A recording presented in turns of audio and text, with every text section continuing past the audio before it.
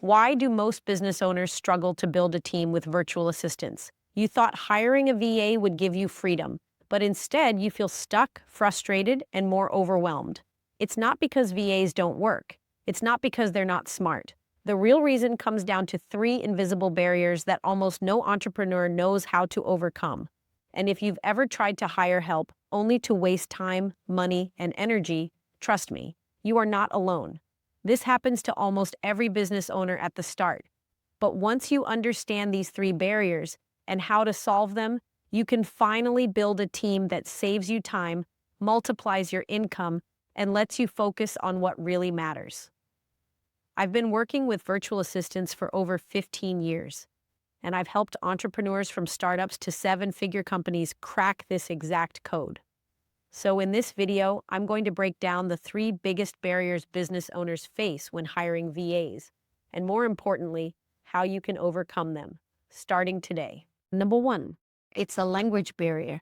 Vivian is a lawyer. She speaks really good English. At the same time, the virtual assistant from Philippines or any countries that you chose, they also have an accent. There's a lot of verbal miscommunication. So what do? Number one, make sure you record it using a software so that they can bring it back to AI to read the transcription or ask AI what do they really trying to say before you go straight to the point. And then after you're done, what you want to do is you want to ask them to type out the summary of the meeting. So that way you can see what they are writing is aligned with what you are expecting out of them. If you are an auditory person, maybe you can tell them to repeat what they just said. Whatever that is, we want them to type it out, which is make sure all calls are recorded so they can get the transcript, so that they can watch it again, or so that they can ask ChatGPT the question, hey, what did Vivian really tell me? Okay, you got it? You feel much better? And again, allow it to take about a week or so to get used to each other's language pattern. If you have worked with a lot of international students or outside your realm, your circle, then maybe it is easier. But again, when the first 30 minutes, you will know whether you guys are syncing up or not. And again, if it doesn't work, you just wanted to let it go and hire another one. Sometimes it might be just better off to just find someone that immediately can understand you. Vivian have two virtual assistants. One is Jeff, one is Meryl. Meryl is social media and EA, so she speaks really good English, so she really works very well with Vivian. However, Jeff is a website designer, so he's very internal, very introverted too. So I suggested Vivian, since you really like him doing your website, maybe just do typing communication instead of verbal. Sometimes Loom is a good option because you can record it and then they can watch it again. If they don't understand, they can pull it from the transcript and ask better questions. So these are some of the ways if you have a language barrier. And congrats, why you have a language barrier? Because they're from another country. That's the reason why it allows you to pay them much cheaper than hiring local employees to do the same work. Point number two is the cultural barrier. I know I talk about this all the time with my clients, and today I talked to Vivian. In the virtual assistant world, they're a little bit more passive. They don't really ask a lot of questions. And in the American culture, especially if you're a business owner, right, we are very vocal about how we feel and we're very quick on doing things. With the American culture, we are quick to trust and then verify. With the Filipino Asian culture, they actually is trying to earn the trust. They verify first and then they trust. It's a very different, like almost like a polar opposite culture. That's why a lot of time when you work with your virtual assistant at the very beginning, they don't usually speak up. They don't usually ask questions. And you're like, why is this so weird? Why are you guys not asking questions?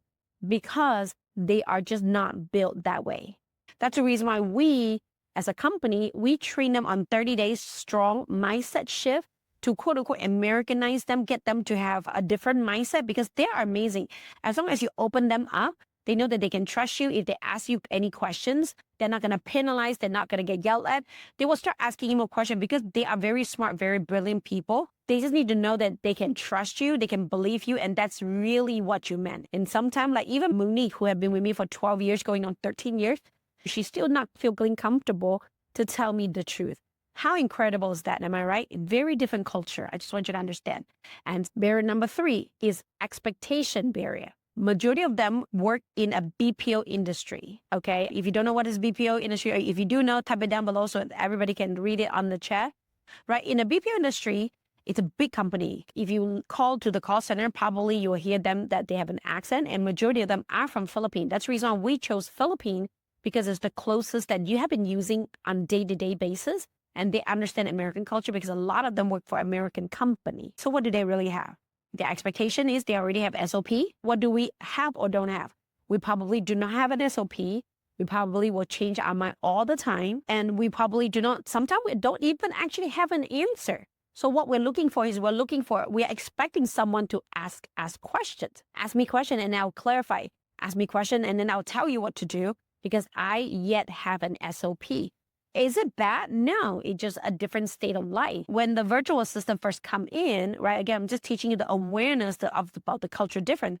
When they first come into the BPO industry, they were taught, don't ask any questions, follow the manual. If you are asking questions, that means that you're not studying hard enough on the manual. Here you are, they have a culture expectation shot, right? In this new business, I love it because I work from home, right? However, I don't know what to do. I'm supposed to ask questions. There's no rule books. There's not an FAQ. And a lot of time my boss doesn't even know what he or she wants. What? And are you sure I really can ask questions? And yes, I expect you to ask questions. I expect you to operate with your common sense. That's how it really works on the small business world. Number one, make sure you're being patient. If you really want to have a new life, you have to have new habit.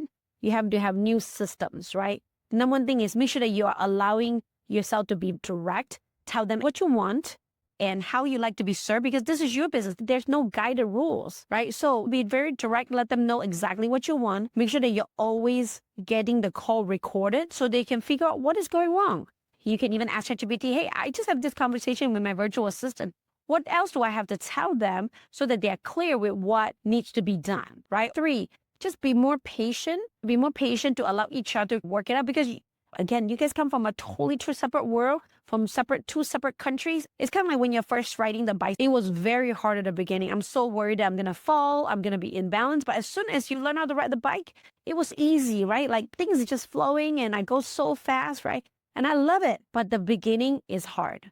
Okay, the beginning is hard. It is simple, but not easy because if you have limiting belief, if you cannot let go, if you get frustrated, then things are going to get harder and harder because there's more and more friction. And number 4, be graceful. Be graceful to them, be graceful to you because this is the first time you're ever trying to do it.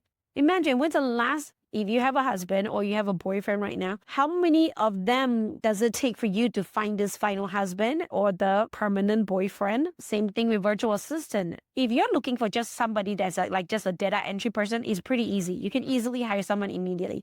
But if you're looking for a partner like Monique, it's going to require a couple times for you to find the right person that without you even saying anything, they already know.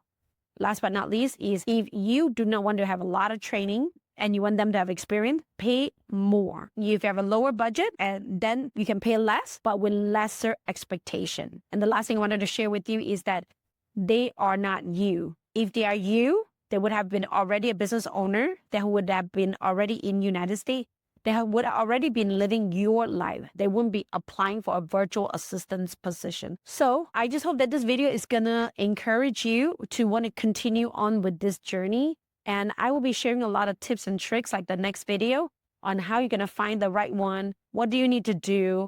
Life has never been the same ever since I have delegated tasks and all my work so that I can focusing on what is truly mattered to me. And just like what God say, right? Life is a buffet. You get everything that you want. You just lack of the awareness or the skills to get it.